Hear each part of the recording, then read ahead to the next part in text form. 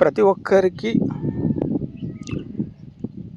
అద్భుతమైన ప్రపంచం కావచ్చు, అద్భుతమైన ప్రకృతి కావచ్చు, జీవితం యొక్క రుచి కావచ్చు, అనేక విషయాల్లో ఆసక్తిగా తెలుసుకోవాలనే ఒక ప్రయత్నం, ఆతృత అనేది ప్రతి మనిషికి సాధారణంగానే వస్తూ ఉంటుంది. కానీ ముఖ్యమైనది మనం తెలుసుకోవాల్సింది ఏంటంటే,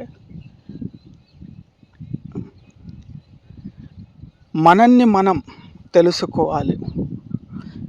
నీవెవరో నువ్వు తెలుసుకుంటే నీ చుట్టూ జరుగుతున్న ప్రతి విషయాన్ని, వాటి గురించి ఒక అవగాహన వస్తుంది. ఎందుకంటే ఇది చాలామంది తమ జీవితంలో ప్రయత్నిస్తూనే ఉంటారు. కొంతకాలం ప్రయత్నించడం, కొంతకాలం తర్వాత మళ్ళీ ఈ భౌతిక ఆలోచనలు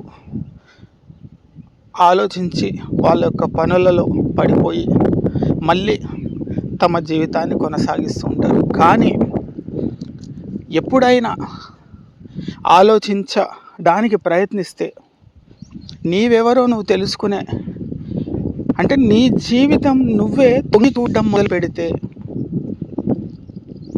నీకు పూర్తి స్థాయిలో అర్థం కాకపోయినా జీవితం అంటే ఏంటి, జీవితాన్ని ఎలా చూడాలి, మన చుట్టూ జరుగుతున్న విషయాలను ఎలా గమనించాలి అనే విషయాలు సాధారణంగా మనకు అర్థమవుతూ ఉంటాయి. మనస్సు అనేది ఈ రోజుల్లో చాలా ప్రతి విషయాలకు అట్రాక్ట్ అయిపోతుంది. నిజానికి మన మనస్సులో ఏముండాలి, కానీ ఈ రోజుల్లో తన మనస్సుని ఏ స్థితిలాగా తయారు చేస్తున్నారనే విషయాన్ని మనం గమనించాలి. మనసు అనేది ఒక దేవాలయం. అందులో మనము ఆశలు, కోరికలంటూ భౌతికంలో ఉన్న ప్రతి విషయాలకు ఆ దేవాలయాన్ని అతికించేసి, ఆ దేవాలయానికి ఉన్న ఒక స్థానాన్ని, చూసే కోణాన్ని పూర్తి స్థాయిలో మనం మార్చేస్తున్నాం. అందుకేనేమో మన దగ్గర అన్నీ ఉన్నా కూడా ఆనందంగా ఉండలేకపోతున్నాం. సో నీ యొక్క మనసుని దేవాలయంలా ఉంచగలిగితే నీ యొక్క జీవిత ప్రయాణం కూడా అంతే ఆహ్లాదంగా సాగిపోతుంది. ఆ దేవాలయంలో ప్రేమ, కరుణ, జాలి, మంచితనం, క్షమించే గుణం, వాస్తవిక జీవనానికి దగ్గరగా మార్చే విధమైన ఆలోచనలు నీలో వచ్చినప్పుడు నీ మనస్సు చాలా ప్రశాంతంగా, చాలా తేలికగా మారిపోతుంది. ఎందుకంటే ఆ దేవుణ్ణి మనం దర్శించుకోవాలంటే నీ దేవాలయాన్ని శుద్ధి చేసుకోవాలి. ఎందుకంటే మనం దేవుడికి దగ్గర అవుతున్నాం, దేవుడికి పూజ చేస్తున్నాం అని మనం అనుకుంటున్నాం. కానీ మన మనసులో ఉన్న విషయాన్ని మనం తీయలేకపోతున్నాం. మన ఆలోచనలో ఉన్న చెడు ఆలోచనని శుద్ధి చేసుకోలేకపోతున్నాం.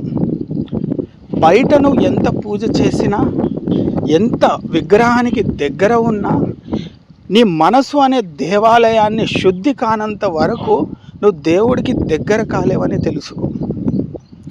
ఉన్నదల్లా నీ మనసులో ఉన్న ఆలోచనలు, నీ మనసుని ప్రశాంత ప్రకృతిని తయారు చేసుకునే ఒక పద్ధతి. నువ్వు మొదలుపెట్టనంత వరకు నీకు ఏదో చూస్తూ, ఏదో ఉన్నట్టు, ఏదో జీవిస్తున్నట్టు అనే ఒక అపోహలో నీ జీవితం ప్రయాణంలా సాగిపోతుంది. కాబట్టి నేనేమంటున్నా అంటే, సో ఇప్పుడు నీ మనసుని శుద్ధి చేసుకోవాలి. ఎలా అంటే, నీ మనసు ఈ భౌతిక ప్రపంచంలో ఏ విషయాలను అతికించుకుంటుందనే విషయాన్ని గమనించాలి. ఇంకా ఆలోచిస్తే మన మనసు ఎక్కడైతే బాధాకరంగా తయారవుతుందో అక్కడి నుంచి బయటకు రావాలి.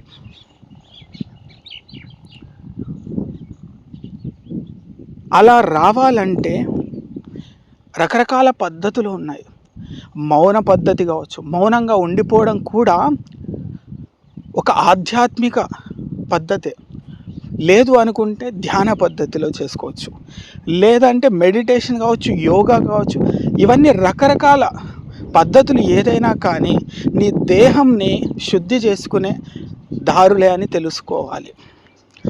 ఎవరికి ఏది అందుబాటులో ఈజీగా మీ యొక్క శరీరాన్ని ఎలా ఉల్లాసంగా తయారు చేసుకునే దారులు ఉన్నాయని తెలుసుకుంటే అందులో ఒక దారి ఎంచుకొని ప్రయాణాన్ని కొనసాగిస్తే నీవెవరో నువ్వు తెలుసుకోవచ్చు.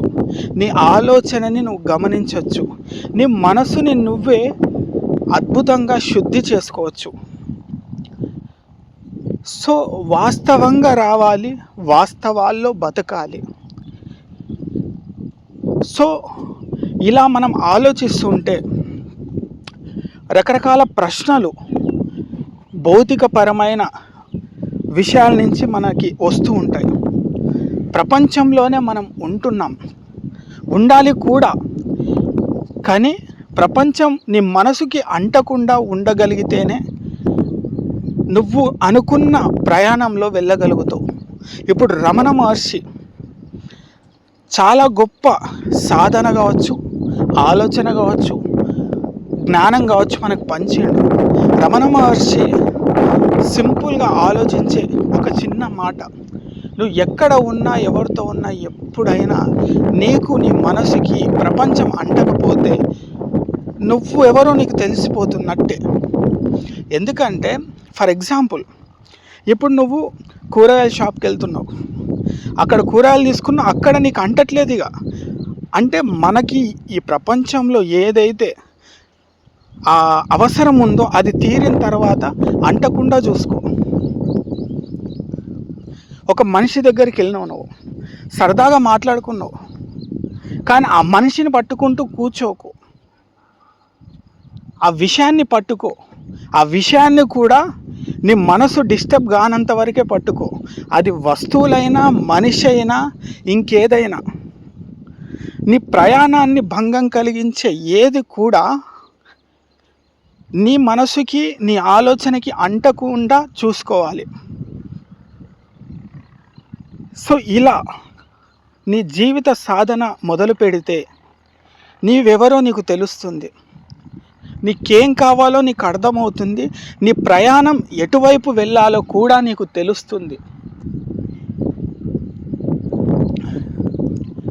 సో మన జీవిత కాలంలో కోపాలంటూ, ఈర్షలంటూ, కావాలంటూ, నేనే గొప్ప అంటూ, తక్కువ అంటూ, ఎక్కువ అంటూ, తేడాలు,